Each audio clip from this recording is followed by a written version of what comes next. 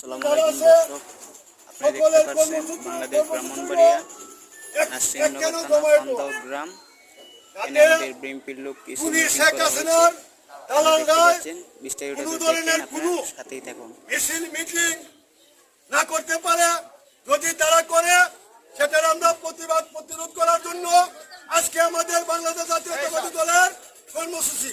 ভাইরা আমার, আপনারা জানেন আমাদের বাংলাদেশ জাতীয়তাবাদী দলের নেত্রী বেগম খালেদা জিয়া আপুসের নেত্রী, আমাদের নেত্রী জিয়াউল জুলুম, নির্যাতন, অত্যাচার, মামলা মোকদ্দমা অনেক কিছু সহ্য করে 70 বছর ধৈর্য ধরে বাংলাদেশের মাটি তৈরি হয়েছে। কুনি আছে না, হাজার হাজার লোককে হত্যা করে শেষ পর্যন্ত কুনি আছে না পতন কিভাবে হয়েছে আপনারা সকলেই জানেন। কুনি আছে না পদত্যাগ করে বাংলাদেশ থেকে মানে